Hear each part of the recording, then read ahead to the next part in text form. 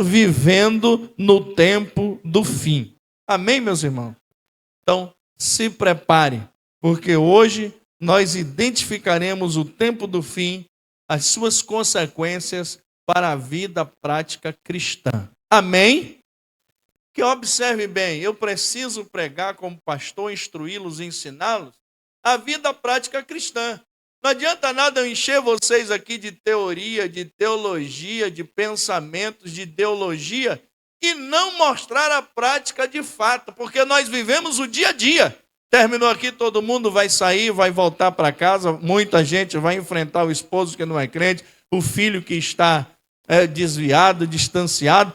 Todas as nossas problemáticas continuam e a Bíblia nos prepara para aprendermos a lidar nesse tempo do fim com a nossa vida de prática cristã. É isso que nos interessa. Amém, queridos?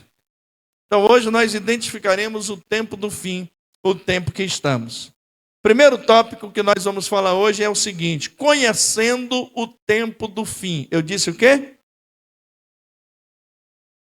O tempo do fim, olhe para mim, é o tempo que traz a proximidade da volta de Jesus. Traz o quê, irmãos? A proximidade da volta de Jesus. Olhe para cá, senão você não vai entender, vai confundir, vai dizer que eu falei o que eu não disse. E é uma responsabilidade muito grande pastoral, porque uma palavra dita, mal interpretada, pode gerar um fracasso terrível na vida da pessoa. É por isso que eu sou chato pedindo a sua atenção. Eu já disse, nós estamos falando de coisas difíceis. Aqui não tem fórmula pronta. Isso é difícil, irmãos. A Bíblia é difícil. A gente precisa estar atento para realmente entender. E se você não entender, depois você tem todo o direito. Pastor, eu gostei algumas vezes que terminou o culto, alguém me chamou, pastor, o senhor disse aquilo ali, significa o que mesmo que eu não entendi? Isso é maravilhoso. Isso significa que a pessoa ouviu e guardou. O entendimento é outra história, mas ouviu e guardou e questionou para entender o que foi dito. Então observe bem que o tempo do fim mostra, retrata a proximidade da volta de Jesus. Eu não vou falar aqui especificamente sobre a volta de Jesus, senão ia ter que falar que se divide em duas fases. Primeira vinda invisível, segunda vinda até as luzes. Não é isso que eu vou tratar. Eu vou tratar dizendo para vocês que o tempo do fim retrata a proximidade da vinda de Jesus. E esta vinda e esta proximidade, ela tem dois aspectos interessantes. Presta atenção. Esta proximidade do fim, da vinda de Jesus, tem dois aspectos interessantes. Porque não haverá um só fim, pelo menos dois fins haverão. Primeiro, o fim da igreja aqui na terra. A igreja tem tempo, tem prazo de validade aqui na terra. Amém, meus irmãos? Presta atenção. A igreja tem prazo de validade aqui na terra. Amém, meus irmãos? A igreja tem prazo de validade aqui na terra. Amém, meus irmãos? Haverá um dia em que esta igreja vai ser raptada daqui, tirada daqui com força. Amém? A partir daquele dia, esta igreja como é, não haverá mais aqui na terra. Esse é o fim para a igreja. E o outro fim, a qual a Bíblia fala, é o fim do mundo, o fim de todas as coisas. Amém?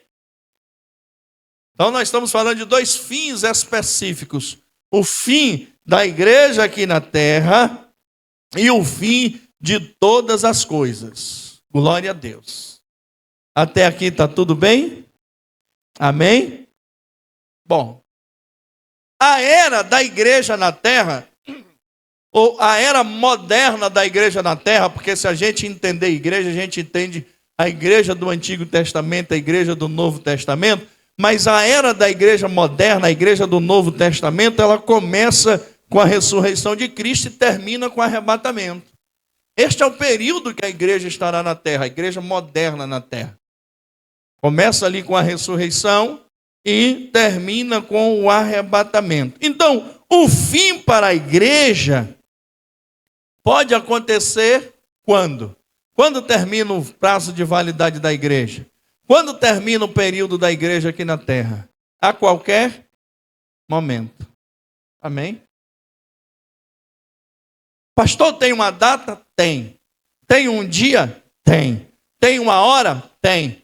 Tem uns minutos? Tem. Tem estação? Tem. Tem tempo? Tem. Quando vai ser? Ninguém sabe. A qualquer momento, num instante, num período em que muitos não estarão esperando, no momento em que muitos estarão desapercebidos, o prazo de validade da igreja vai vencer. O dia que a igreja vai ser tirada da terra vai chegar. E segundo a Bíblia, nós estamos vivendo este tempo. Para comparar isso, para dar uma ilustração sobre isso, Pedro escreve: o dia do Senhor virá, ou seja, será semelhante a um ladrão quando vem roubar a sua casa. Ladrão avisa quando vai roubar? Avisa ou não avisa? Ladrão não avisa. Ele simplesmente chega e rouba. Aí, em 2 Pedro, capítulo 3, versículo 10, todo mundo conhece esse versículo. Pedro diz assim: a vinda do Senhor, para vocês ficarem atentos, vai acontecer como acontece a vinda súbita de um ladrão para roubar. Ele não avisa, ele não manda recado, ele simplesmente entra e sai e ninguém vê. Amém? Amém? Agora, Paulo, que era mais letrado do que Pedro, ele já tenta explicar ao seu modo, à sua maneira. E lá em Coríntios, 1 Coríntios 15, 51, ele diz assim: irmãos, a vinda do Senhor é um mistério, e eu não tenho significado para mistério. Ele diz: eis que eu vos digo um mistério. Na verdade, nem todos morreremos. Essa é a realidade. Eu disse até ontem aqui que eu mudei o meu jeito de falar. Antigamente eu dizia que a única certeza que nós temos na vida é a morte. Não é. Não é. A única certeza que nós temos não é a morte. Podemos todos morrer um dia, claro, mas também podemos ser arrebatados. Então a única certeza que nós temos é o arrebatamento, porque esta igreja pode subir antes que a morte chegue para você. Amém, queridos? Glória. Então, Paulo tentando explicar, ele diz assim: eu digo para vocês um mistério. Na verdade, nem todos dormiremos, mas todos seremos transformados no momento de um abrir e piscar de olhos. Vocês conhecem a história, porque a trombeta soará, os mortos ressuscitarão, nós estivermos vivos, seremos transformados e etc. Findou-se a era da igreja na terra, mas a vida continua. Diga, a vida continua. A retirada da igreja não é o fim de todas as coisas, é o fim para a igreja na terra. Amém? É este fim do qual a Bíblia fala. Este fim que nós estamos falando aqui. Saindo a igreja, a vida continua. Agora aqui há discussão. Eu não vou entrar nessa área pré-tribulacionista, meio-tribulacionista, pós-tribulacionista, não vou entrar nessa área. Eu acredito que a igreja vai ser tirada antes da tribulação. Eu acredito assim, tem um respaldo na Bíblia para crer desse jeito, mas preciso respeitar quem vai ficar para passar pela tribulação, no meio, no fim, etc. Mas depois disso, a vida continua aqui na terra. Aí, para os que acreditam que subirão antes da tribulação, vem tribulação, vem milênio, vem juízo final, etc. E a vida vai continuar até o fim de todas as coisas. Amém? Até o fim de todas as coisas. Então, qual é o tempo que nós estamos vivendo? Estamos vivendo o tempo do fim. E como é que eu conheço esse tempo do fim? É esse o tópico que nós estamos falando. Conhecendo o tempo do fim. Como é que eu conheço esse tempo do fim? Está explícito na Bíblia. Esse tempo do fim é marcado por sinais. Repitam. Eita, estão cochilando. Esse tempo do fim é marcado por sinais. Sinais. Em Mateus capítulo 24, os discípulos perguntam a Jesus, fazem 3 perguntas. qual sinal haverá da derribada do templo? Qual sinal haverá da tua vinda? Olha que os discípulos entenderam o mistério. Eles fazem 3 perguntas. Quantas perguntas? Qual sinal haverá da destruição do templo e da perseguição de Jerusalém? Qual sinal haverá da tua vinda? E qual sinal haverá do fim do mundo? E Jesus responde. E aqui a resposta é longa, mas eu quero focar no que Jesus ensina para como sinal da sua vinda. E ele diz: tenham cautela, não sejam enganados. Então preste atenção que Jesus está falando de uma operação. A operação do engano. Diga engano. Engano. Diga engano. Diga engano com força, irmãos. Engano.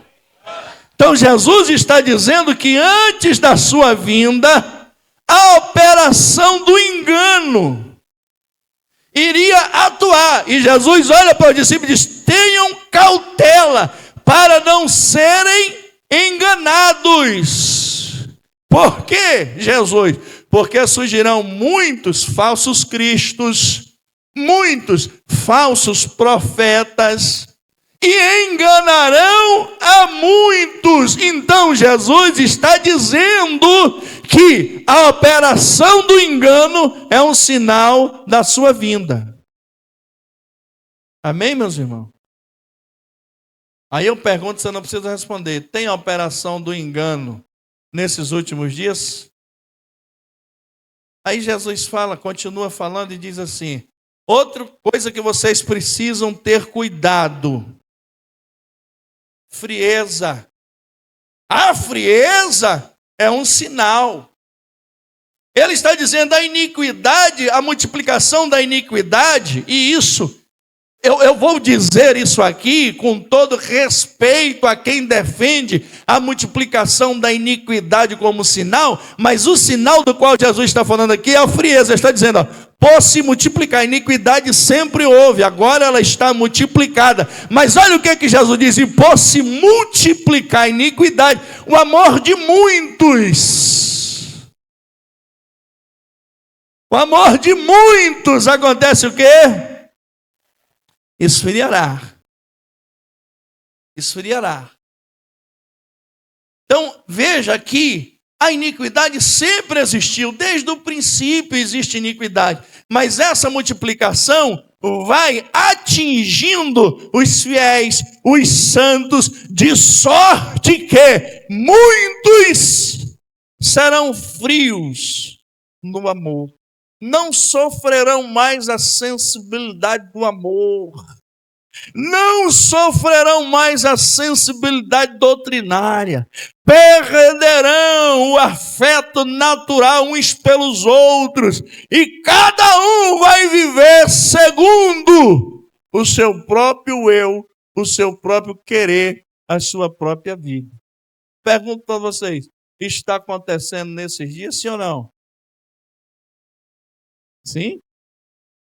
Bem. E ele continua dizendo, falando sobre pestes, terremotos, guerras. E aí tem um detalhe interessante que ele diz: essas coisas são princípio de quê? Princípio de dores. Mas sabe qual é o resultado desses princípios de dores que Jesus diz? Presta atenção para você dar um grito de glória a Deus. Ele diz assim: aqueles que permanecerem, que resistirem, que suportarem isso, esses serão salvos. É um grito de glória a Deus, irmãos. Sabe por que você está aqui hoje? O fato de você estar aqui hoje significa que você está resistindo à operação do engano, que você está resistindo à frieza, que você está resistindo à multiplicação da iniquidade. Por quê? Porque você quer morar nos céus com o Senhor Jesus e participar do rapto da igreja na terra. E a Bíblia diz que aqueles que resistirem serão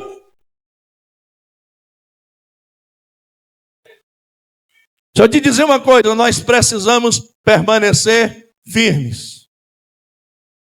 Amém? Diga assim, nós precisamos permanecer firmes. Agora veja que a Bíblia descreve uma gama de sentimentos, de sensação das pessoas desses últimos tempos, sem afeto natural, irreconciliáveis, acusadores fraudulentos, incontinentes, cruéis, inimigos dos bons, traidores, obstinados, soberbos, mais amantes dos prazeres do que amantes de Deus. Isto é a realidade do tempo do fim, e estas coisas têm arrastado, buscado enfraquecer, esfriar muitos na fé, mas a Bíblia está nos ensinando a resistir a estas coisas, a lutar contra essas coisas. Meus irmãos, nós não temos compromisso com a terra, o nosso compromisso é com os céus. Nós não temos morada na terra, nós temos morada nos céus, e nós precisamos entender que tudo isso que está acontecendo está predito, é mistério que aconteça, mas essas coisas que estão acontecendo não vão impedir de eu chegar às mansões celestiais que está preparada para mim desde a fundação dos tempos.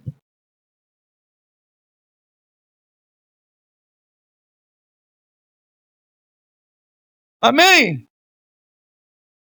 Eu estava me questionando que Jesus é eterno, soberano, todo poder. Por que essas coisas acontecem? Essas coisas acontecem, meus irmãos? Essas coisas acontecem presta atenção, tirar os falsos, os que não são, e fortalecer os que são. Amém? Eu vou repetir, você dá um glória. Tá bom, meus irmãos? Estava perguntando e cheguei à conclusão por que essas coisas acontecem. Frieza, essa falta de afeto natural, essa obstinação dentro da igreja, essas coisas que acontecem. Por que essas coisas acontecem? Acontece para tirar os fracos e fortalecer os que são chamados para herdarem a vida eterna.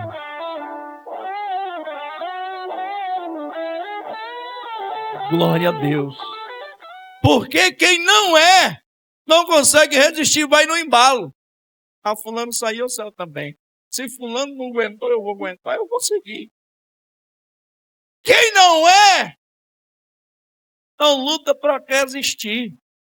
Mas quem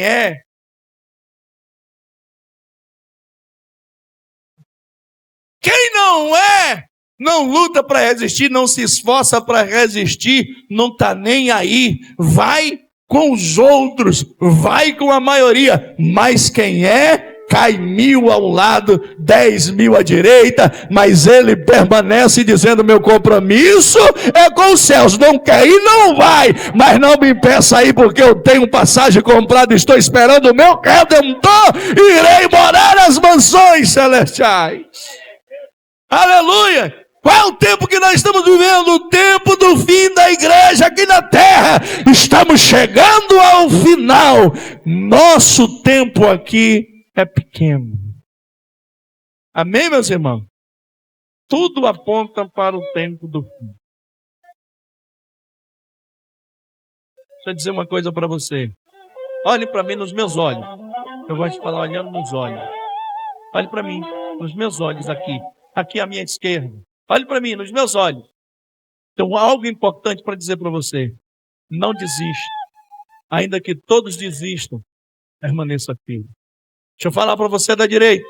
Não desista. Ainda que todos desistam, permaneça firme. Deixa eu falar para você que está me vendo pelo vídeo. Não desista.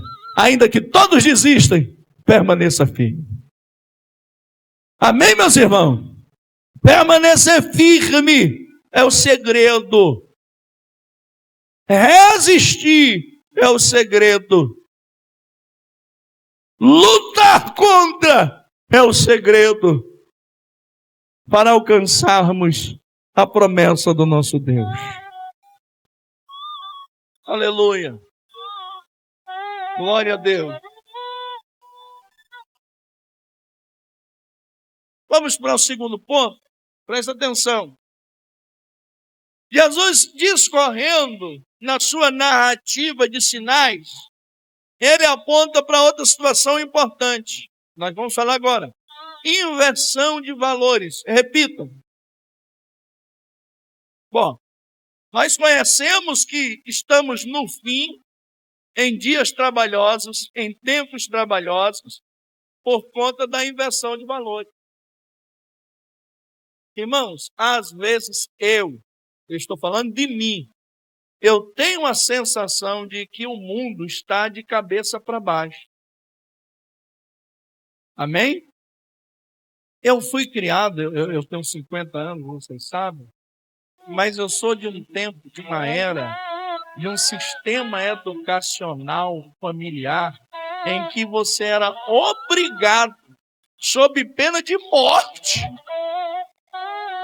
Disseram que pena de morte não existe no Brasil. Na sua casa não, mas na minha existia. Que minha mãe dizia, se você mentir, eu lhe mato, piso no seu pescoço.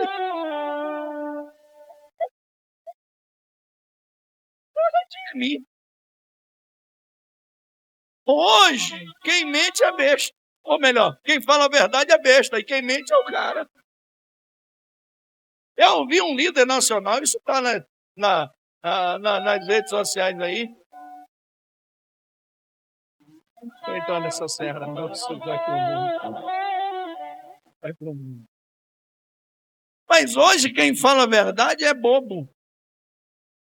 E mentir que é a moda da vez. Eu sou de um tempo em que você chegar em casa com algo que não era seu, irmão, fedegoso, não sei se os irmãos conhecem, eu sei o que é fedegoso. Ô, raiva que eu tenho daquele mato chamado fedegoso. Ô, bicho terrível o tal do fedegoso.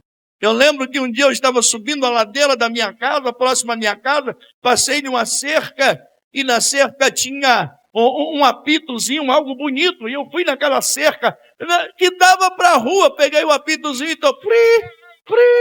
Cheguei em casa, pri. Quando eu cheguei em casa, minha mãe ouviu, eu nunca tinha chegado pri, ela ouviu, disse, que pri é esse? Quem lhe deu? E eu disse assim, foi fulano de tal. O menino que morava na cerca onde estava pendurado o apito, ela disse, foi.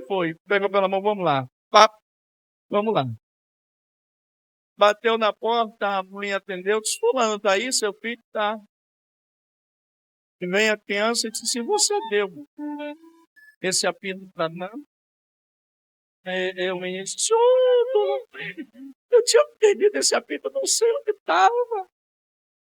Ah, toma, meu filho, ele achou. Irmãos, eu já comecei a chorar aqui. Ô mãe, pelo amor de Deus, pelo amor de Deus, você vai aprender a nunca mais pegar coisa dos outros. Aí tinha um tal de Fedegoso, irmão. Doutor Fedegoso, psicólogo, PhD, psiquiatra. Irmãos, o doutor Fedegoso era fantástico.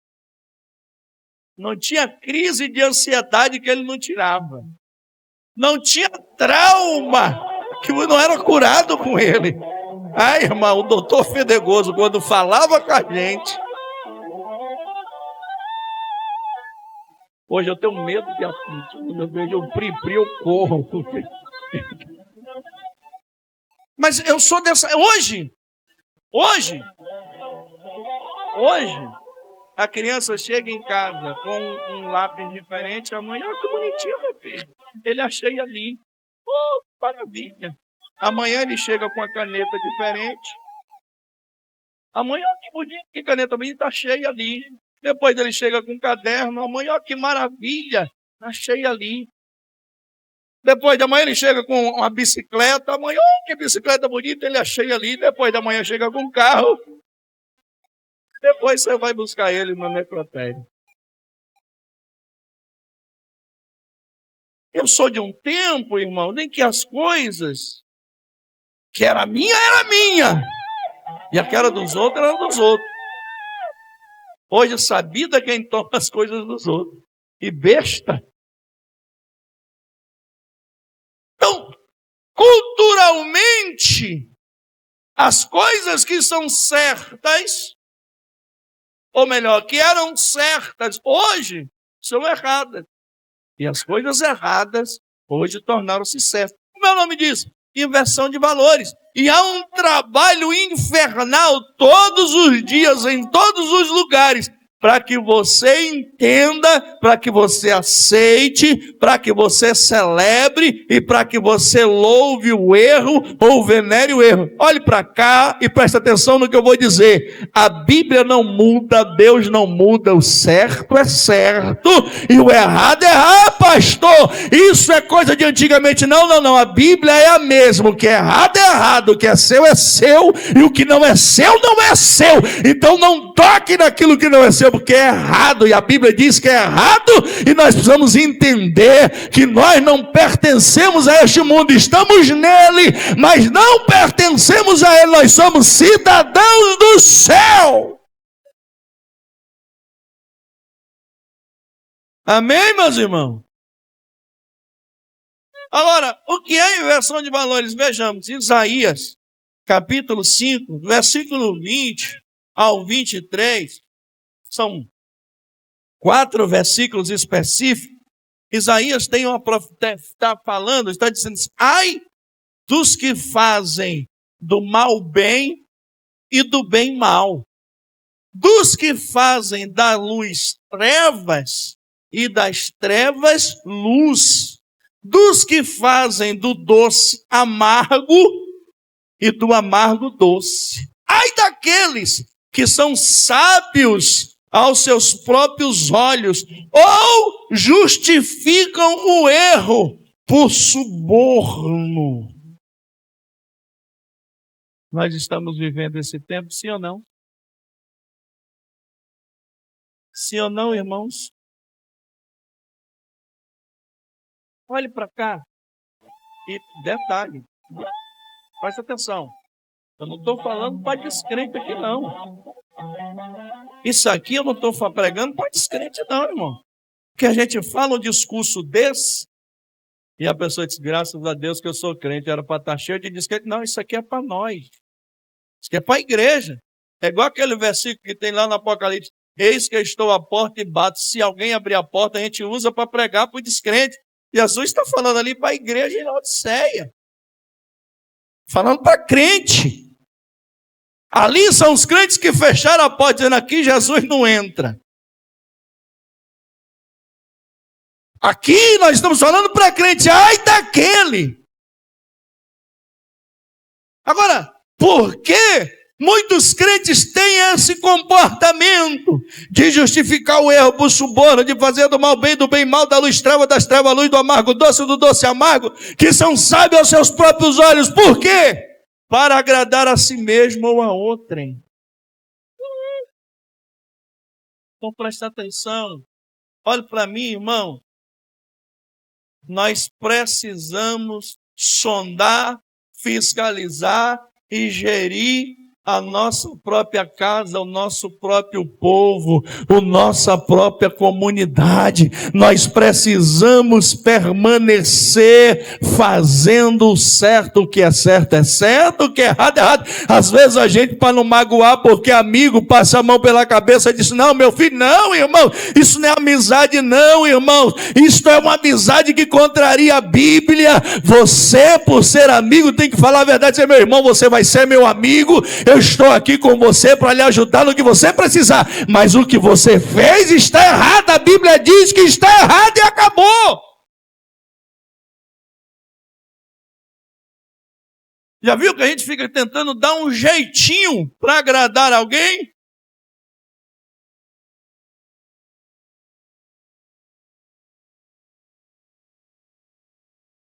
Olhe para mim.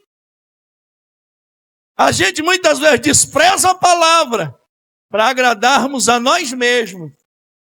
Às vezes a gente despreza a fé para agradar alguém. Aí você diz bem assim, quer ver? Ah, pastor, Pois eu não sou assim. Para mim, luz é luz, treva é treva. Doce é doce, amargo é amargo. É?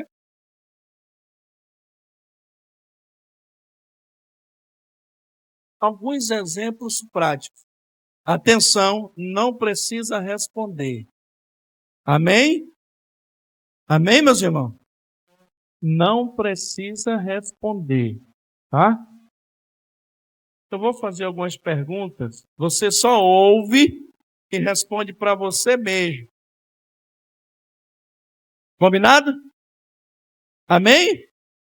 Eu vou fazer algumas perguntas e você responde para você mesmo. Vamos lá.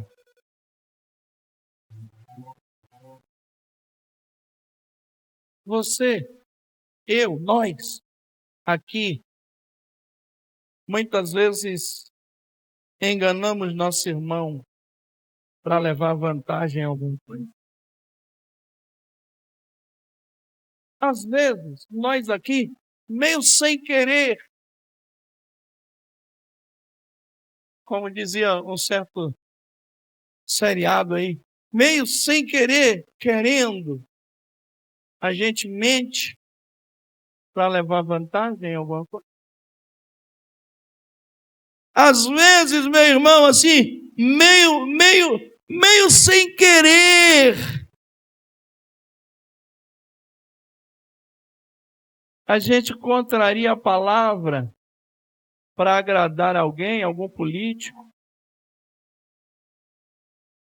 meio sem querer. Não, pastor, porque é a pessoa, não é as ideologias partidárias, não.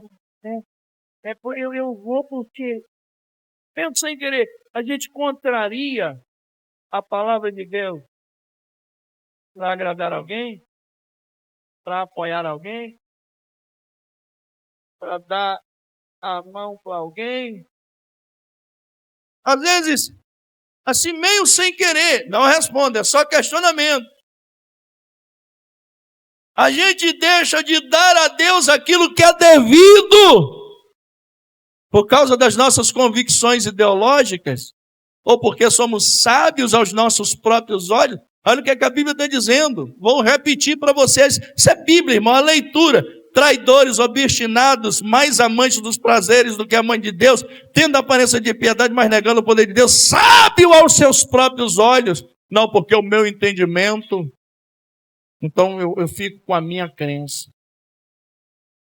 Onde é que o meu entendimento supera a palavra de Deus? Onde é que a minha vontade supera a palavra de Deus? Em lugar nenhum. Às vezes a gente deixa de dar a Deus o que é de Deus por causa do nosso próprio interesses ou sabedoria. Às vezes, só às vezes, meio sem querer, você vai passando na blitz, aí o documento está vencido, e você sem querer, puxa uma nota sem querer, oferece ali o agente, sem querer.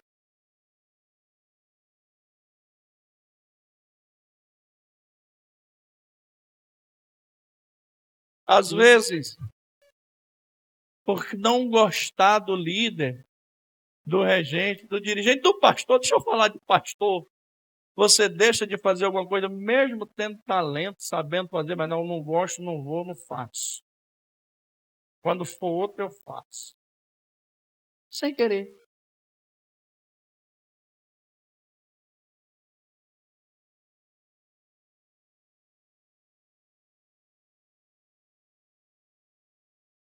Olha para mim, às vezes, você reclama, fala mal, critica o outro que está fazendo, porque você não fez ou porque você não quis fazer, mas como não é você, você é um poço de crítica, sem querer.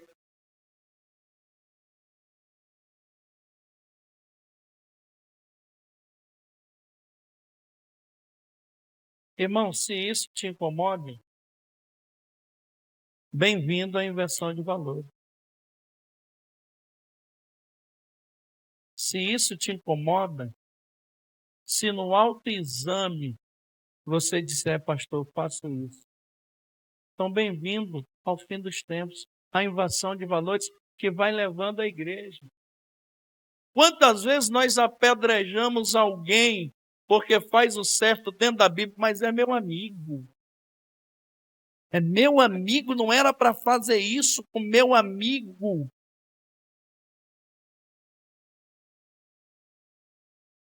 Mas a Bíblia não, mas é meu amigo.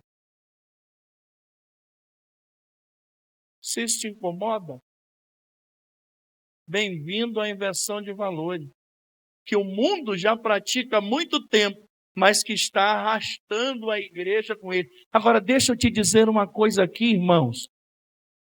Presta atenção. A igreja é santa. Deus é Deus de santos. Só herdarão os céus os santos. Então nós estamos no tempo da inversão de valores. Ou a gente se conserta, se arrepende das nossas maldades e pecados e de estar parecido com o mundo, ou já não haverá mais diferença entre igreja e mundo.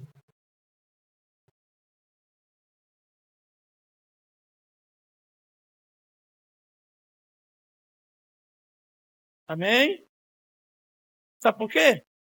Que a gente é muito bom para olhar para os outros, apontar o erro dos outros e falar dos outros. Isso aí nós somos craques. Agora, a Bíblia não é um livro de apontamento, de olhar para o outro. A Bíblia é um livro de olhar para nós, de apontar para nós. Sou eu. A Bíblia ela serve para mim. A Bíblia serve para você. Mas é você que faz um autoexame. Olha o que a Bíblia diz. Examine-se, pois, o homem a si mesmo. É o autoexame que nós precisamos fazer, olhar para dentro de nós e ver o mal que nós estamos sendo levados a praticar. Eu estava orando hoje à tarde, a minha oração era, Senhor, tira esse corpo morto que está em mim, que está me sufocando, me putreficando este corpo que eu carrego. Arranca de mim este corpo morto, para que eu possa exalar o teu perfume. Essa deve ser a nossa oração.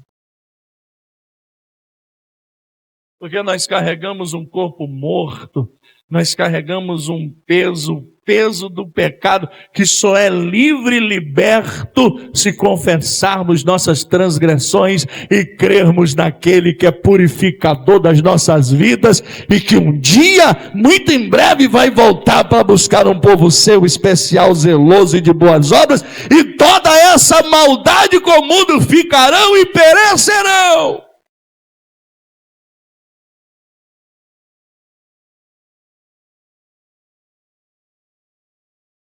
E essa inversão de valores, irmãos, vai nos arrastando. Vai nos laçando, nos amarrando e nos arrastando. Daqui a pouco a gente está praticando isso como se fosse natural na igreja.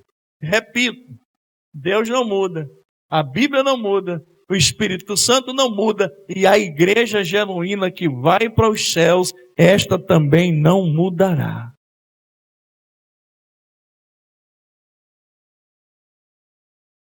Amém, meus irmãos? Amém, meus irmãos? Bem disse Pedro. Mais importa agradar a Deus do que os homens. Nós estamos vivendo no tempo em que estamos agradando homens, ou então agradando a nós mesmos. Estamos vivendo a era do culto a si próprio.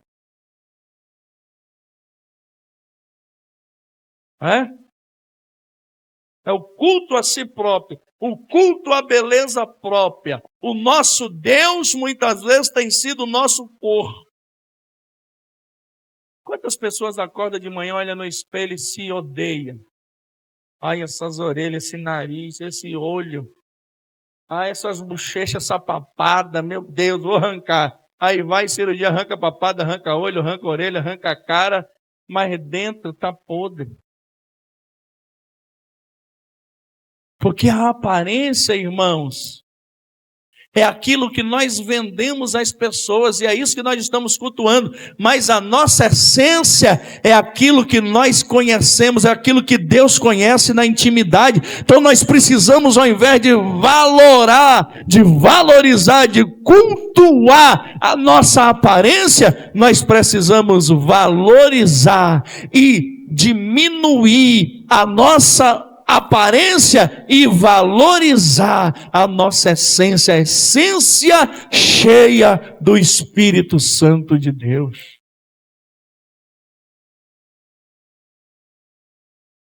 Amém, meus irmãos? Bom, se a inversão de valores acontece inclusive na igreja, nós estamos vivendo tempos trabalhosos, tempos do fim. Amém? Agora, terceiro tópico para a gente encerrar.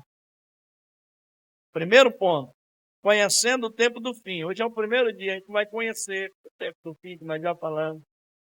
Então, conhecendo o tempo do fim, inversão de valores. E vamos hoje começar a dar uma pincelada como viver nesse tempo. Próxima segunda a gente vai falar como fazer para ter uma vida diferenciada nesse tempo. Calma, mas é próxima segunda-feira.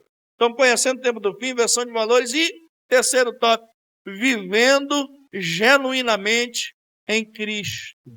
Vamos dar o nosso primeiro passo aqui para a gente entender como viver nesse tempo trabalhosos, nesse tempo do fim. Amém, meus irmãos? Para encarar, e nós vamos trabalhar isso esse mês, para encarar esse tempo do fim, nós precisamos viver genuinamente em Cristo Jesus. Vou repetir para você dar um glória a Deus. Para encararmos esse tempo do fim, esses tempos trabalhosos, nós precisamos viver genuinamente em Cristo Jesus, sem olhar para trás. Amém? Amém? O problema é que as coisas deste mundo nos acostumam e nos prende a Ele. Viver genuinamente em Cristo é não se apegar. Eita!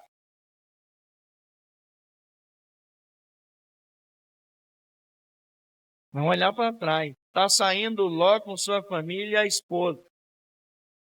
E a Bíblia diz que a esposa de Ló olhou para... Olhou para onde, irmãos? Mas tinha uma ordem. Tinha o quê? Não olhe.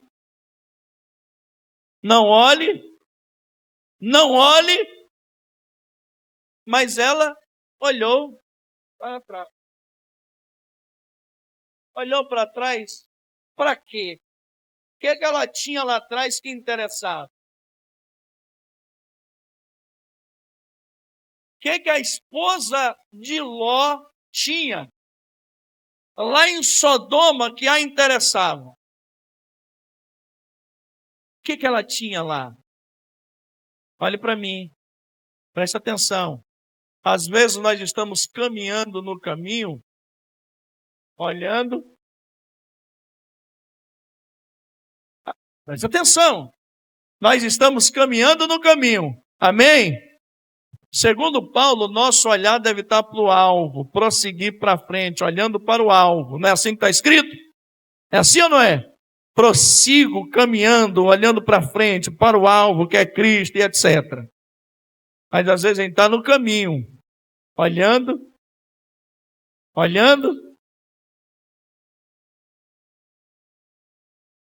Viver genuinamente em Cristo implica andar olhando para o alvo, que é Cristo, sem olhar para trás. O que ela tinha lá? Tinha bens? Tinha. Tinha beleza? Tinha. Tinha riqueza? Tinha. Tinha boa vida? Tinha. Tinha fartura? Tinha. Tinha coisas da terra? Tinha. Mas o plano de Deus para eles não era para a terra, era para o céu. Amém, meus irmãos? Então, para viver genuinamente em Cristo, a gente não pode olhar para trás. Nem tampouco está na janela. Está onde? Paulo chega na cidade e vai celebrar a ceia. E a Bíblia diz que no terceiro andar estava acontecendo o culto. E na janela tinha um jovem. Como era o nome dele? Eutico. Eutico estava onde, irmão? Na janela. Perceba que quem está na janela não está nem dentro nem fora, ou está com o pé dentro ou está com o pé fora. Não é assim? Se você sentar na janela, você vai botar um pé para o lado de dentro e um pé para fora. Aí vem algumas coisas interessantes na narrativa bíblica, diz que a prática do sermão se prolongou. A prática do sermão se prolongou até a meia.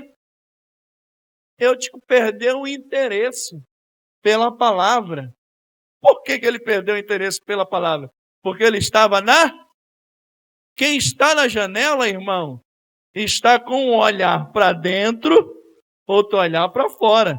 Vendo o que está dentro e vendo o que está fora. Irmão, e se você estiver servindo a dois senhores, você não vai servir nem bem a um, nem bem a outro. Ele perdeu o interesse. Agora olhe para mim e diga para você mesmo, quantas pessoas já perderam interesse pela palavra? Tem gente que um culto como esse é um martírio. É uma penitência, é um castigo.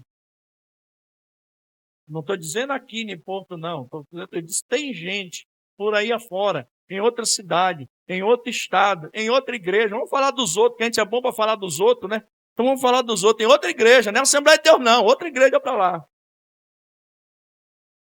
Aí a gente gosta. Que um culto é um martírio. Porque ele está na janela, olhando para fora e olhando para dentro. A palavra já não tem mais efeito.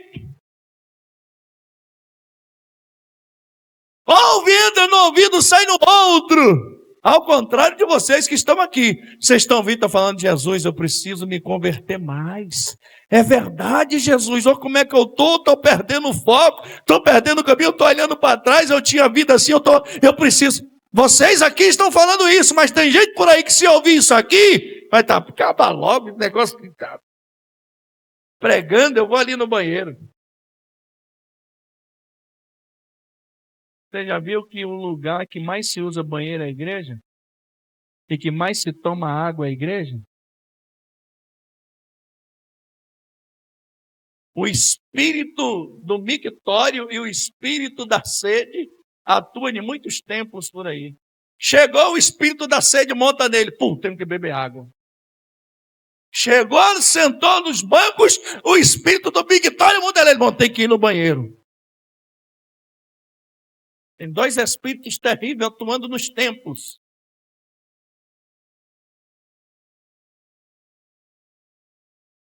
Por quê? Porque quem está na janela, irmãos, tem interesse pelas duas coisas ou não tem interesse por nenhuma. Detalhe, quem está na janela cai, adormece, está dormindo e cai. E só cai para fora, ninguém cai para dentro. E quem cai para fora morre. Amém, meus irmãos?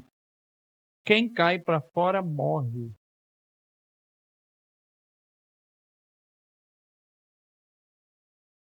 Deixa eu dizer uma coisa aqui muito pesada para nós. Chegou o tempo da igreja sair da janela. Ou você ama as coisas de Deus, ou ama as coisas do mundo. Não dá para viver para Deus e para o diabo e para o mundo, irmãos. Não dá para servir a dois senhores. Não dá para ser hipócrita.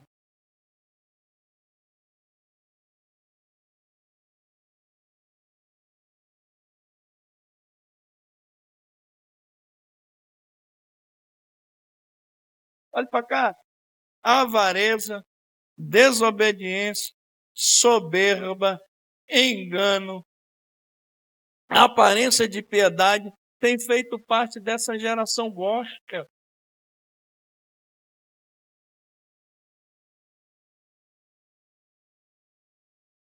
Tem contaminado a muitos.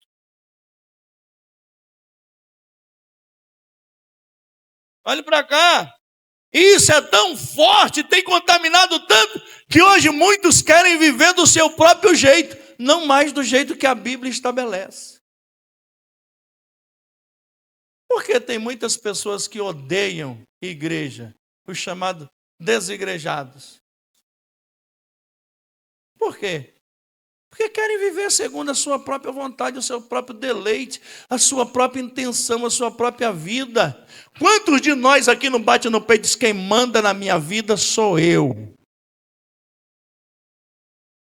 Quantos de nós aqui, não já hoje, ou outrora, ou ontem, disse assim: pastor não manda na minha vida? Não, pastor não tem nada a ver com minha vida. Minha vida é de Jesus.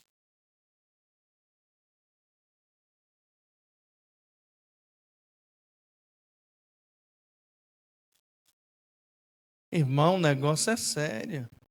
Mas deixa eu te contar uma história que está na Bíblia. Você pode ler na sua Bíblia. Na sua Bíblia, Números capítulo 16. Olhe para mim. Discurso de Corá. Como é o nome dele? Aí ele, para não ficar sozinho, porque rebelde sempre arrasta uns, ele chama Datã e Abirão. E para não ficar sozinho, eles pegam, presta atenção, 250 chefes. É pouco? É pouco, irmão? 250 chefes das tribos. Aí, qual era o discurso deles? Prestem atenção. Presta atenção. Qual era o discurso deles? Liderado por Corá. Todo mundo aqui é santo. Ele dizia o quê? Parece um discurso que a gente ouve nesses últimos dias. A igreja somos nós, besta. Parece. Eles diziam: todo mundo aqui é santo. Para que seguir Moisés? Porque quem deu olha o discurso deles. Quem deu direito a Moisés de se sobrepor sobre nós? Tem um bocado de alienados seguidores. Isso é verdade, é verdade. Quem é Moisés, rapaz? Quem é ele? Aí ele continuava: ninguém aqui é superior a ninguém, não, irmão. Nós somos todos iguais. Olha que discurso bonito, irmão. Não é assim? É ou não é? Cuidado que esse é o discurso de Satanás. Vou repetir, falar bem alto para você ouvir. Cuidado com esse discurso. Ninguém manda em mim. Eu não tenho que obedecer, nós não temos que obedecer ninguém. Nós também somos profeta, nós também somos santo, nós também somos igreja. Cuidado que esse é o mesmo discurso de Satanás, irmãos.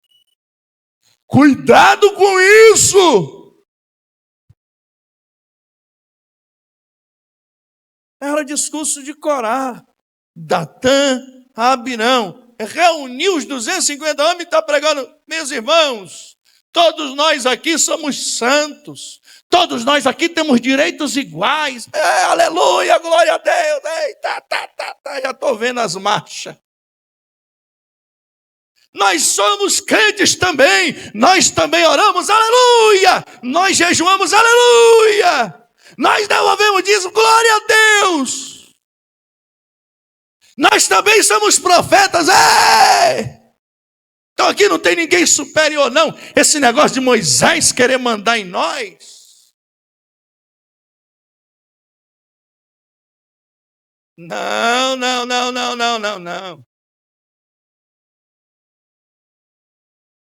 Irmãos, a Bíblia diz que quando Moisés soube disso, ele se irou. se entristeceu e ele mandou chamar Datã e Abirão. Coré não tinha mais jeito, ele disse: vou salvar os dois. Aí lá, fala com Datã e Abirão para vir conversar comigo. Sabe qual foi a resposta dele? Vamos não. Está escrito, leia Números 16, tudo isso aqui, eu não estou inventando nada, está escrito na Bíblia. Vamos não. A Bíblia diz que eles não foram, não obedeceram, não foram conversar com Moisés. Aí ele não veio, não, vou até eles. Moisés entra na reunião e diz assim: Corá, Datã, Abirão, líderes, vocês acham pouco o que o Senhor fez com vocês? Vocês acham pouco Deus ter resgatado vocês? Vocês acham pouco Deus ter colocado vocês como líderes? Nas tribos de vocês, nas famílias de vocês, vocês acham pouco isso? Para com isso, homens, isso é muita coisa. Aí sabe o que é que Deus fez? Deus chamou Moisés e disse assim: Moisés, faz favor, disso aí eu entendo, já se rebelaram contra mim uma vez. Vem cá. Pois não, Senhor. Chama todo mundo e manda todo mundo se afastar deles. Eu não quero ninguém com rebelde. Está escrito na Bíblia. Deus chama Moisés e diz: Moisés, manda todo mundo se afastar deles, porque eles não são crentes, são ímpios. Mas não estava na igreja, irmão? Sim ou não? Não eram líderes? Sim ou não? Não profetizavam, não lideravam, não eram santos? Olha a fala de Deus: não quero ninguém perto deles, porque eles são ímpios. Quem se rebela é ímpio.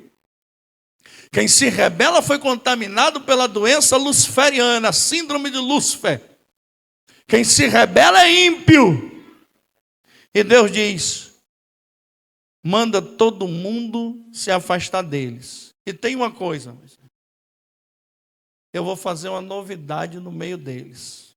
Aí Moisés sai cansado, exausto. Ele diz assim: Corá, Datã, Abirão, vem cá vocês. Toda a congregação reúne todo mundo. A ordem de Deus é essa: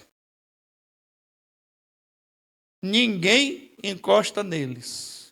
E tem outra coisa: amanhã, se eles morrerem igual morre a pessoa normal, Deus não é comigo, Deus não manda em nada, Deus não é Deus. Mas se eles morrerem de uma forma diferente, aí vocês vão saber que Deus é Deus desta igreja, é Deus do Arraial.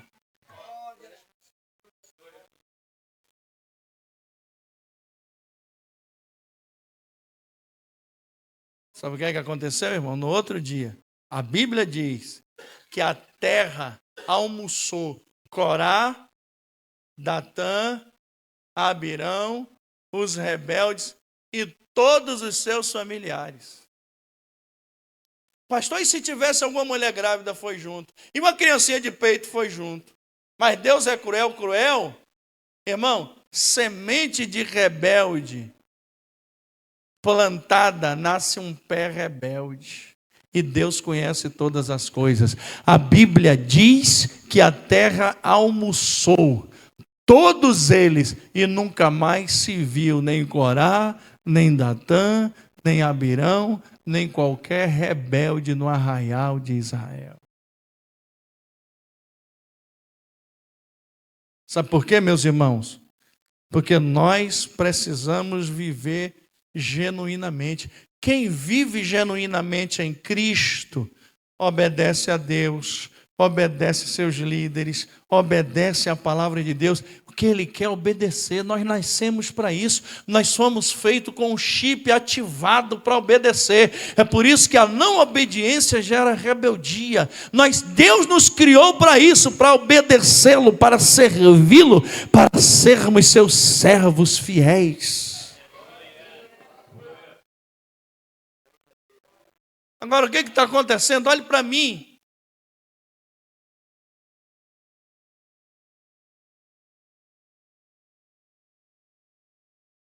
a gente deixa de obedecer nossos líderes, que a gente vê, sabe onde mora, conhece a família, conhece todo mundo, para obedecer os coaches da internet.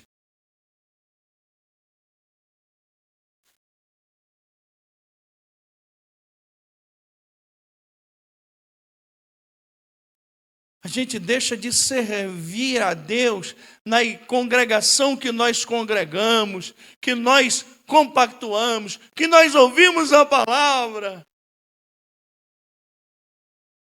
para estar servindo a uma pessoa que você não sabe nem quem é, só porque está atraindo milhões e milhões de likes na internet.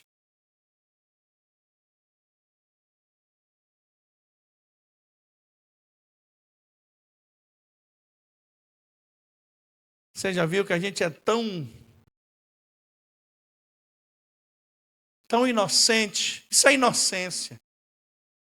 Que a gente precisa de tanta coisa, né? Pastor, estou com um negócio novo aí, que não vou participar da reunião de não sei o quê.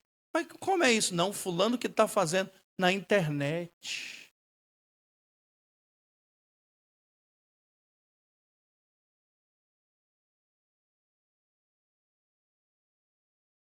Olha, pastor, vou participar disso e disso, que vai ser uma bênção, que vai... Meus irmãos, a Bíblia é pura e simples. Não deixe as vossas congregações, como é costume de muitos. Congregue. Não é o irmão, é a palavra. Aí o diabo sabe disso. Tem muitas coisas boas, mas tem muitas coisas que são misérias para destruir a fé das pessoas. E há tanta coisa. Esse dia eu vi um grupo que estava indo fazer o grito da leoa, alguma coisa nesse sentido assim. Me falaram, pastor, e agora vai sair aí uma turma que vai participar do grito da leoa. Tá bom.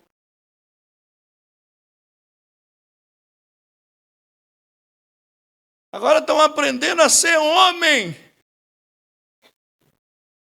No tal de legendários. O cara vai para lá para aprender. Gente com 50 anos, 60 anos na igreja, 30 anos de crente. Não era homem não. Depois que eu participei, foi que eu virei homem.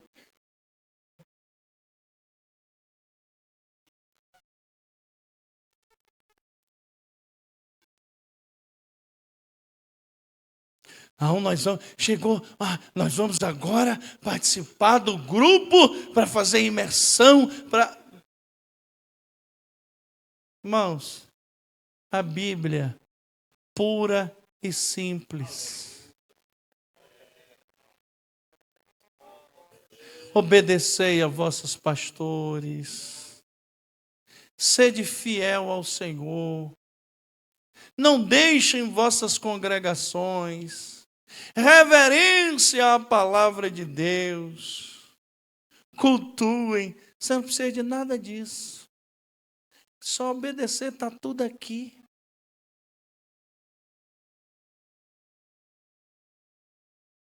E nós estamos perdendo essa genuinidade em Cristo.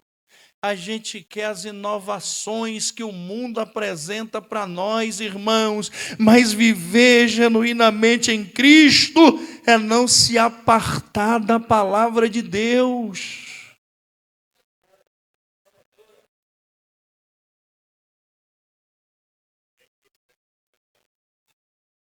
Não se apartar.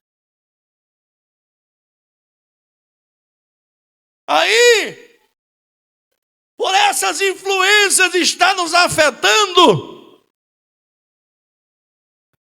A gente começa a viver a desobediência, o esfriamento do amor, a rebeldia, a insatisfação, e tudo torna-se relativo. Aquilo que pesava, que doía, que machucava, que apertava a nossa alma, hoje já não faz mais sentido.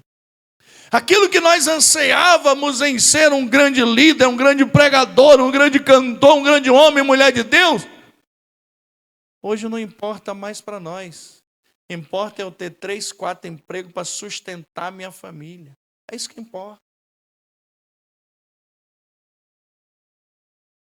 O tempo que a gente dedicava para Deus, hoje a gente dedica para as mídias sociais. Irmãos, olhe para mim. Nós estamos nos afastando de Cristo, porque estamos deixando de viver genuinamente para Ele. Viver genuinamente para Cristo é viver a simplicidade do Evangelho, pois eu temo que assim como a serpente enganou Eva, vocês sejam de alguma forma enganados e se aparte da simplicidade que há em Cristo, que há no Evangelho.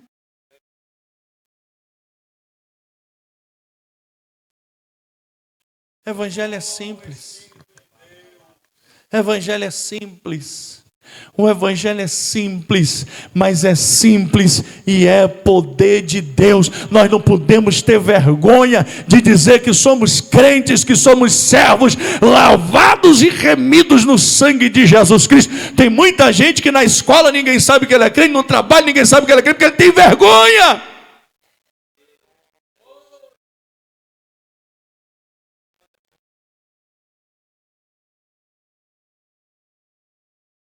Você é crente, irmão? Fala baixo.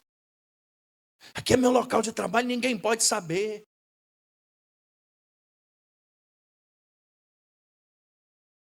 Paulo diz: eu não me envergonho do Evangelho de Cristo, porque é poder de Deus. Se é poder de Deus, eu vou me envergonhar do que é poder? E salvação para todo aquele que crê.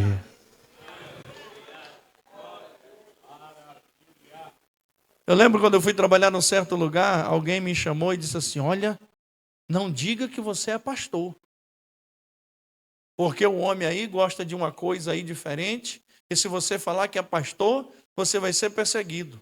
Ele me persegue aqui, porque eu sou crente. Isso que você for pastor, então, entrei na sala, me apresentei e disse: pronto, sou pastor. Primeira coisa que eu disse: sou pastor. Estou pastoreando a igreja tal. Não me envergonho do Evangelho de Cristo. É poder de Deus e salvação para todo aquele que crê. Não se envergonhe, irmãos, de dizer que você é crente. Agora eu descobri uma coisa. Só tem vergonha de dizer que é crente quem é crente. Não sei se os irmãos vão entender a linguagem. Quem é crente, meia boca. Feito nas coxas. Já ouviram essa expressão? Feito nas coxas. Quem é crente feito nas coxas, aí tem vergonha. Por que feito nas coxas? Deixa eu explicar para vocês aqui, porque tem gente que pensa que é um palavrão, não é não. Na época dos escravos, faziam telhas, essas telhas de barro, e não tinha molde, forma. Qual era a forma? As coxas dos escravos. Então pegava o barro e moldava nas coxas. Como tinha uma coxa mais fina, uma coxa mais grossa, as telhas saíam uma mais apertada, outra mais larga. Não saía uniforme, por isso gerou a expressão feito nas coxas. Amém, meu irmão? Tem gente que diz: achei que era outra coisa. Não, é isso aí, irmão. História. História. Isso eu descobri em Lençóis, cidade de Lençóis, que foi a primeira capital alfandegária do Brasil. Sabiam disso? Primeira capital alfandegária do Brasil. Primeira cidade do Brasil legalmente a exportar pedras preciosas, para ser mais preciso, diamante. Foi lá que eu aprendi esse negócio de feito nas coxas. Eira nem beira também aprendi essas coisas, muito interessante.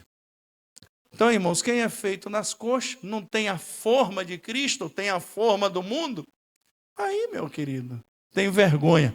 Mas quem é genuíno, produzido nos moldes do Espírito Santo, ele abre a boca e grita: eu sou lavado, remido no sangue de Jesus, e o diabo não tem poder sobre a minha vida. Estou dizendo que ele é perfeito, não, coitadinho, peca, erra, mas está aqui se humilhando todo dia, dizendo: Jesus, tenha misericórdia da minha alma, eu preciso entrar nos céus. Amém, meus irmãos? Então não se avergonhe desse evangelho, viva genuinamente em Cristo Jesus, porque só os que vivem genuinamente em Cristo Jesus terão um encontro com Deus quando o dia dele chegar. Amém? Amém? Amém? Deus abençoe a todos. Nós continuaremos, se o Senhor permitir, na próxima segunda-feira, falando sobre tempos trabalhosos. Como viver no tempo do fim. Você está convidado a vir para o culto, ouvir essa palavra, que é dura. Bate, mas não machuca, cura e nos faz repensar os nossos modos operantes da fé. Amém, queridos? Deus abençoe a todos. Deixa eu fazer as apresentações. Cadê os diáconos da igreja, por favor, todos os dias?